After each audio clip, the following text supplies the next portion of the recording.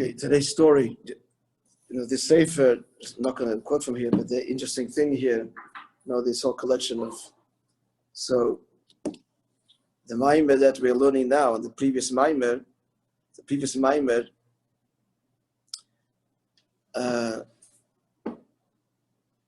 al-Libi, so I told you that Rabbi said this, was just a Maimer, and it was the Baruch Haba to the first charter that came from Eretz Yisrael. 96 Chassidim came.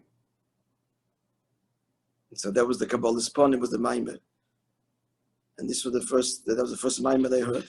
So in this book here is a description of 5-6 pages, written at the time, of the whole excitement of the Nasiya to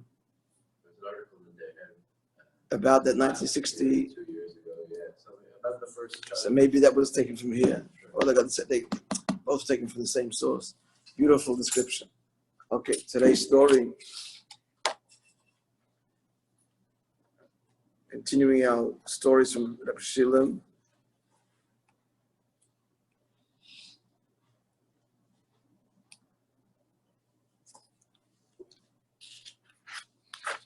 How do they do it? 7 supposed to be 7. 7?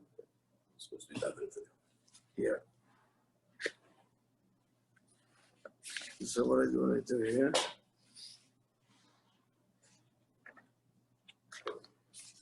This is before.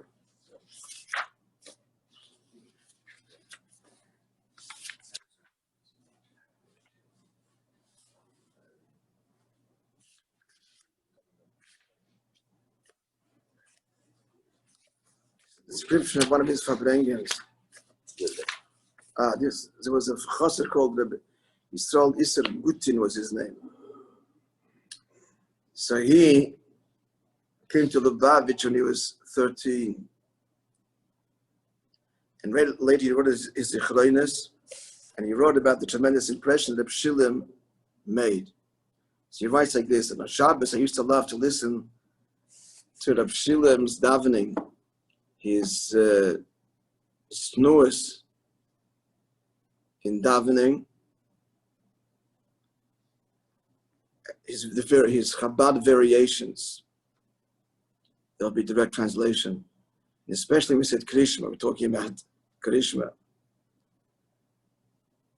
You could hear in his intonations that he felt, how he felt that he was Misrabek, being cuddled and pleading, supplicating before Hashem. Sometimes tears would flow from his eyes, and I felt the truth of his davening. Shilem goes on to describe this Yisrael Isser. He was a tall fellow with a beautiful hadasponim, black beard.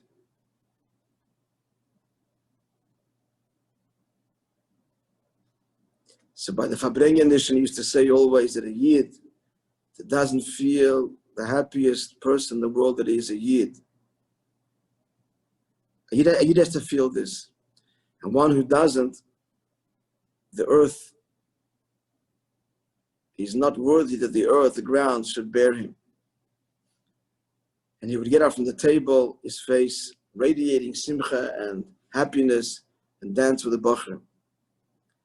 Then he would sit by the table and speak about Seder. I didn't know we were doing this. Almost daily. He talked about the tzimtzum, the Seder tzimtzum, the meaning of the tzimtzum, the mystery of the tzimtzum. Now everything the Gabbai is hevel Gabbai himself, and he would express this in his nigunim, and he would explain that the Eid itself, which we're talking about, the Hergesh Yichudi Elah, a Yid can feel through his abundance and the Eibishter's greatness and exaltedness, that he, the Eibishter, the Yesh HaMuchlet, and also through Negina, especially during davening. And then he would sing the Teikos, the Ginigunim, with his Edelkeit and with his exaltedness. Description of Children's Fabrengen.